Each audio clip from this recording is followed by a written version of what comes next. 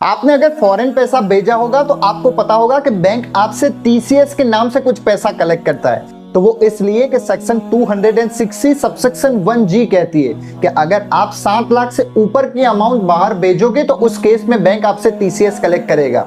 अब टीसीएस के रेट्स को दो हिस्सों में बांटा हुआ है। पहला, अगर आप कोई एजुकेशन या मेडिकल पर्पस के लिए पैसे बाहर भेज रहे हो, और दूसरा किसी भी और अदर पर्पस के लिए पैसे भेज रहे हो। अब यहाँ पे एक चीज मैं बिल्कुल क्लियर कर दूं कि कोई भी पर्पस हो, अगर 7 लाख तक की अमाउंट फॉरेन भेजोगे तो उस केस में कोई भी टीसीएस कलेक्ट नहीं होगा। अब पहला कि अगर आप एजुकेशन या मेडिकल पर्पस के लिए पैसे बाहर भेज रहे हो तो उस केस में 7 लाख के ऊपर वाली अमाउंट पे 5% के हिसाब से बैंक आपसे टीसीएस कलेक्ट करेगी। मगर आप कोई एजुकेशन लोन लेके पैसे फॉरेन भेज रहे हो, मैं फिर से रिपीट कर रहा हूं, अगर आप कोई एजुकेशन लोन लेके पैसे बाहर भेज रहे हो ताकि सामने वाला बंदा उसकी फीस भर सके, तो उस केस में 5% की जगह पे सिर्फ आधा टका यानी 0.5% ही टीसीएस कलेक्ट करेगी बैंक आपसे। अब दूसरा पॉइंट कि मेडिकल या एजुकेशन के अलावा और कोई भी तीसरा पर्पस होगा तो बैंक यहाँ पे आपसे 7 लाख के ऊपर वाले अमाउंट पे 20% टीसीएस कलेक्ट करेगा।